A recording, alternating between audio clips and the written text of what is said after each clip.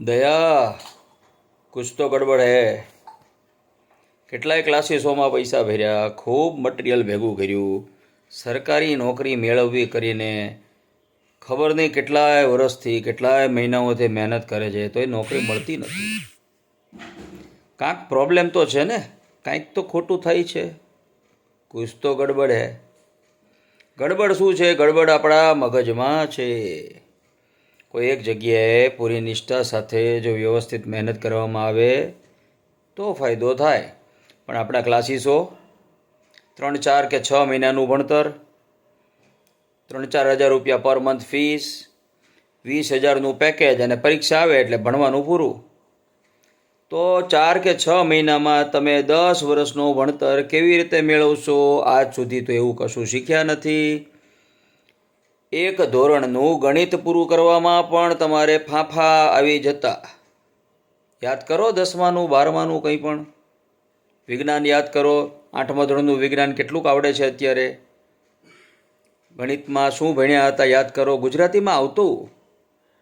સાહિત્યના વારસો, સાહિત્યની બાબતો બધી જ પાઠ્યપુસ્તકોમાં ગુજરાતીમાં લખેલી હતી. કયા લેખક, એનું નામ શું, એનો જન્મ તારીખ શું, એમનું વતન શું, એમણે કઈ કઈ કૃતિઓ લખી, કઈ કઈ કૃતિઓના શું શું નામ, કેવી કેવી રીતે શું શું પાત્રો, બધી ઘણી માહિતી આવતી. પણ આપણે કોઈ દિવસ ભણ્યો જ નથી. પુનરાવર્તન મેથડથી ભણતર એટલે સમયનો બગાડ. શું તમે એવું માનો છો? તો શું કરવું? સ્કૂલોમાં તો પછી બુકો ઉતારા મારવા, રટ્ટો મારવો, લખી લખીને સ્પેલિંગ પાકા કરવા. પદ્ધતિ કોઈ દિવસ સાચી આપવામાં આવતી નથી. કોઈ ક્લાસીસોની કોઈ સિસ્ટમ અલગ. બસ પુનરાવર્તન મેથડથી બાળકને લખાવીને અડધું કરી દેવું, બુકોના ઉતારા મરાવવા અને પછી પરીક્ષા દેવામાં આવે ત્યારે ટકા માટે મહેનત કરવા માટે બસ ફરી પાછું વાંચ્યા કરવાનું, લખ્યા કરવાનું કહેવાનું.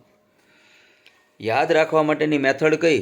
તમારા બ્રેઇન જો તમે એકવાર વાંચો છો યાદ રહી જાય છે એવું માનતું જ નથી. તમારા સબકોન્શિયસમાં જેવું ફિટ નથી થયેલું તો તમે કેવી રીતે યાદ રાખી શકો?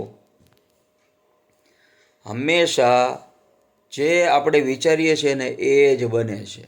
તમે માનતા જ નથી કે તમને બધું યાદ રહી જાય છે. અને પરિસ્થિતિ કેવી કે 6 મહિના આ ક્લાસીસમાં જઈને ફી ભરી, મટીરિયલ ભેગું કર્યું, 6 મહિના બીજા ક્લાસીસમાં ભરીને ફી ભરી, મટીરિયલ ભેગું કર્યું, બીજા અલગ પ્રોફેસરો પાસે ભણ્યા.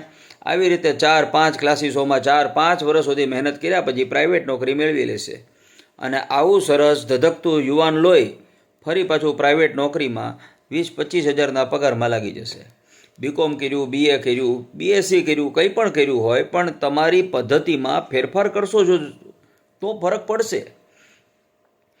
કોઈ એક જહાજ છે, ખૂબ પેટ્રોલ ઓઇલ ભરેલું છે, પણ એમાં કોઈ કેપ્ટન જ નથી. ક્યાં જવાનું છે જહાજને એ ખબર જ નથી અને એને ચાલુ કરીને જો દરિયામાં છોડી દેવામાં આવે મહાસાગરમાં તો એ ક્યાંય ન જાય. બસ આપણે તમે લોકો યુવાનો એ જ પ્રકારનું જહાજ છો કે જેને કોઈ દિશા નથી, કોઈ દોરી સંચાર નથી, કોઈ પદ્ધતિ નથી, કોઈ સિસ્ટમ નથી.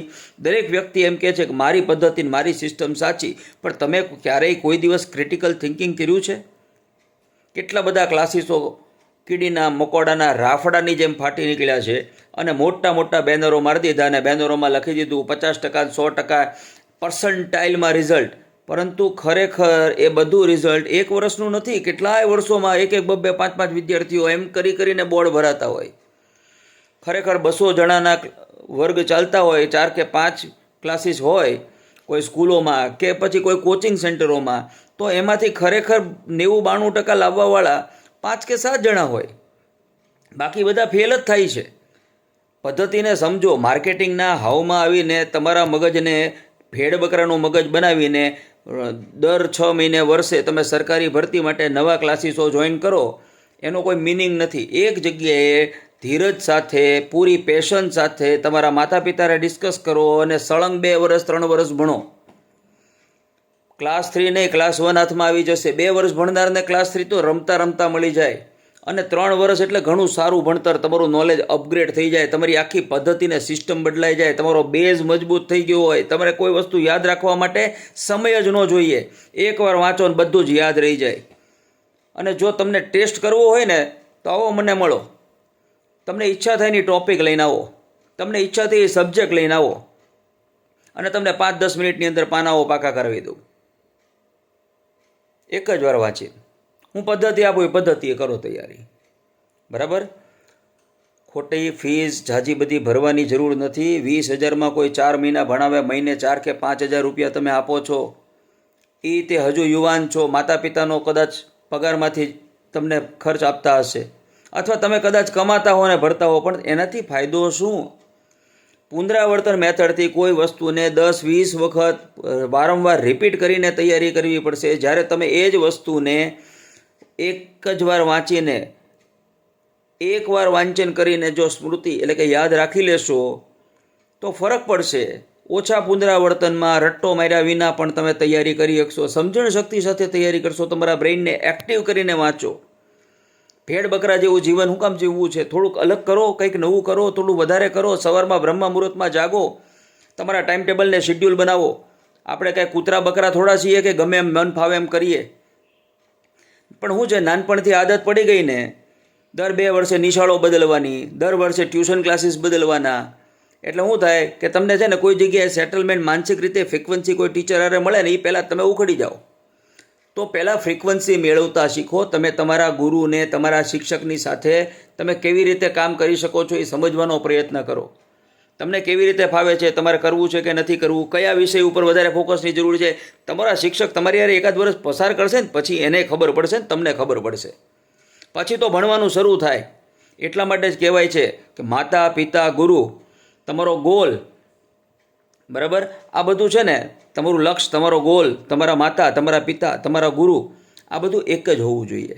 વારંવાર જેના માતા કે પિતા ચેન્જ થતા હોય ને એનું જીવન ધનોત-પનોત થઈ જાય.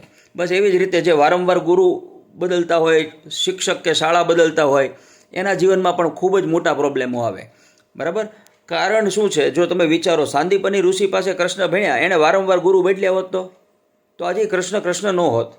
ગુરુ દ્રોણ પાસે અર્જુન ભણ્યો, એણે જો વારંવાર પોતાના ગુરુ બદલ્યા હોત તો એ આજે અર્જુન ન હોત, જેને આપણે યાદ કરીએ છીએ, બરાબર.